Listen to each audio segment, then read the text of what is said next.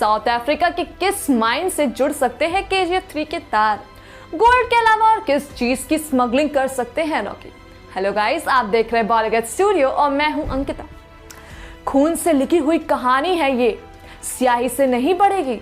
अगर आगे बढ़ानी है तो फिर से खून ही मांगेगी। प्रकाश राज के KGF चैप्टर 2 में बोले हुए ये शब्द हमें अतीत से बाहर ले जाती है। ऐसा लगता है कि ये शब्द मदद करेंगे रॉकी की जिंदगी के बारे में बताने में। क्या हुआ जब KGF के चैप्टर 2 में रॉकी अपने गोल्ड के साथ डूब गया? क्या हुआ उसकी माँ के उन सपनों का? क्या वो सब चीजों से हार कर मर जाएगा या फिर लौटेगा? अपनी माँ को दिए हुए उन उम्मीदों को पूरा करने के लिए, अपनी आप को सारी दुनिया की ताकत देने के लिए क्या वो सच में लौटेगा? तो हाँ, रॉकी भाई लौट रहे हैं और इस बार भी बड़े और खतरनाक अवतार में, क्योंकि वो कहते हैं ना, घायल शेर ज्यादा खतरनाक होता है। अब यही घायल शेर वो सब छीन लेगा जो उसे हमेशा चाहिए था। इस बार कहानी तो जरूर होगी, लेकिन आर या पार होगी। अब रॉकी या तो जीतेगा या फिर मारेगा, लेकिन हारेगा कभी नहीं, क्योंकि उससे मारने वाला अभी तक कोई जन्म नहीं लिया है। तो आइए जानते हैं कि आखिर हमें KGF 3 में क्या देखने को मिलेगा, किन सवालों के लिए जवाब मिलेगी और क्या रॉकी सच में बन गया है इंटरनेशनल डॉन। इन सब बातों को डिटेल में समझने के लिए हमें KGF चैप्टर 2 में फिर से जाना होगा। याद है जब रामिका सेन को एक CIA ऑफिशियल ने बताते हुए कहा कि रॉकी अब विदेशों से भी अपना राज फैला रहा है, और उस वक्त हमें सिर्फ 3 सालों की झलक दिखाई देती है, 1979, 1980 और 1981। आखिर इन 3 सालों में ऐसा क्या हुआ कि रॉकी की जिंदगी बदल गई? आखिर ऐसा क्या हुआ कि वो 16 देशों की पुलिस के निशाने पहुंच गया और वो बन गया मोस्ट वांटेड क्रिमिनल? याद कीजिए कैसे रॉकी ने कहा था कि उससे अपने कोलर माइन के लिए नए इक्विपमेंट्स की जरूरत है। उसके लिए उसे अमेरिका उन सारे इक्विपमेंट्स को मंगवाने होंगे। चैप्टर 3 में रॉकी के अमेरिका से तार जोड़ते हुए दिखाई देंगे। 1970s से 80s के बीच ऐसे कई गोल्ड माइन थे जो अमेरिका के रिसोर्स को बढ़ावा देते हुए दिखाई दिए थे।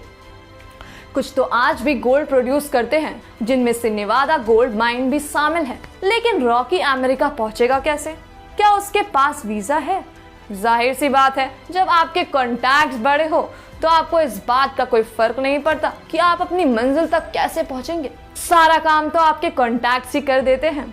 हो सकता है कि रॉकी के प्लान के मुताबिक वो सारा गोल्ड लेकर जानबूझकर जहाज पे बैठा हो ताकि उस पे हमला हो जाए और दुनिया को लगे कि वो मर गया है।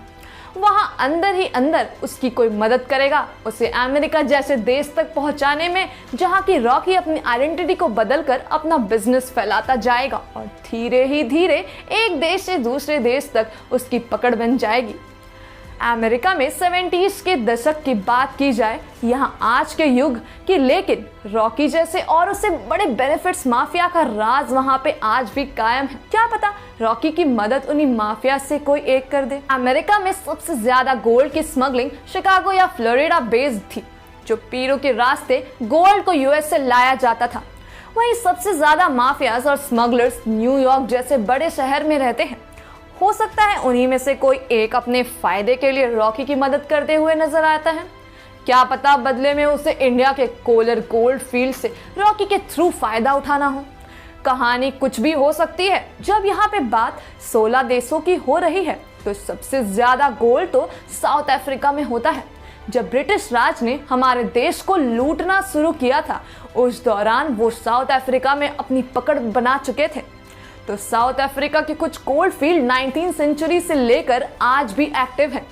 70s 80s के दशक के दौरान अफ्रीका के गोल्ड फील्ड के स्लेव्स का भी हाल हमारे देश जैसा ही था, जिसने बहुत कम करवाया जाता था पर पैसे कम नहीं किए जाते थे।